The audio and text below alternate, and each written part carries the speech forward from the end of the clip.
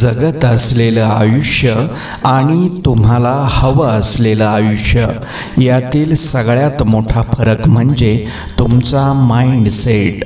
संगत अशी ठेवा जे तुम्हाला सोबत घेऊन चालण्यात योग्य समजतील, पाठीमागे ढकलण्यात नाही. आयुष्यात स्वप्न आपल्या वयाच्या जोरावर नाही तर आपल्या सामर्थ्याच्या जोरावर बघायचे असतात.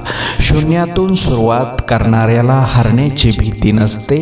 वेळ आणि नशीब दोन्ही परिवर्तनशील आहेत, त्यामुळे चांगल्या वेळी अभिमान करू नका आणि वाईट वेळी चिंता करू नका. दोन्हीही बदलणार आहेत. शब्द हे चावीसारखे असतात.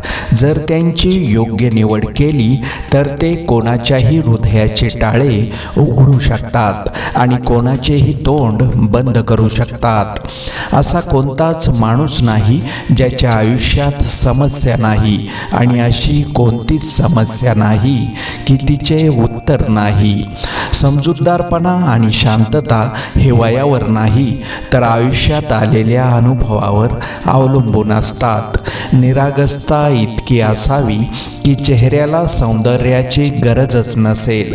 पायाचं दुखणं आणि संकुचित विचार माणसाला कधीच पुढे जाण्याची संधी देत नाहीत. आपले विचार हेच आपल्या भविष्याचा चेहरा आहेत. नकारात्मक विचार केला तर प्रत्येक संधीमध्ये अडचणी दिसतात. सकारात्मक विचार केला तर प्रत्येक अडचणींमध्ये संधी दिसते.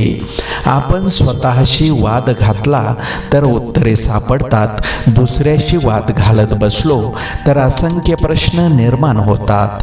त्यामुळे स्वतःशीच बोला आणि आनंदात राहा.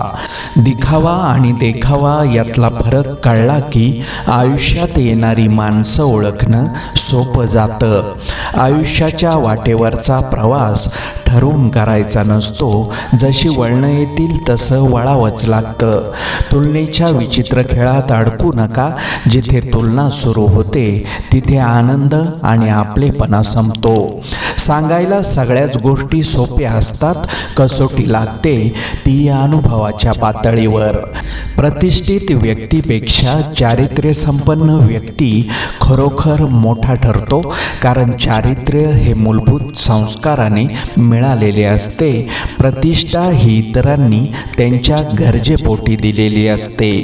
प्रेम लहानपणी मोफत मिळते, तारुण्यात कमवावे लागते आणि म्हातारपणी मागावे लागते. ज्या माणसाकडे चांगल्या विचारांचा भक्कम पाया नाही त्याच्या आयुष्याची इमारत उभीच राहू शकत नाही. तुमच्यातील माणुसकीच तुम्हाला खराखुरा माणूस म्हणून जगवते. संसाराची कर्तव्य पार पाडून आयुष्याची जेव्हा संध्याकाळ होते तेव्हा उरलेले आयुष्य निवांत काढायचं असतं. पण काहींच्या वाट्याला इतका संघर्ष असतो की तो आयुष्याच्या शेवटपर्यंत संपत नाही. माणसांसाठी वेळ काढला की वेळेला माणसं उभी राहतात. मोठा माणूस तोच असतो जो आपल्याबरोबर असणाऱ्या व्यक्तीला लहान असल्याची जाणीव होऊ देत नाही. निर्णयाच्या क्षणी आपण स्वतंत्र असलं पाहिजे. त्यामुळे एकतर यशाचं दार उघडेल नाहीतर अनुभवाचं.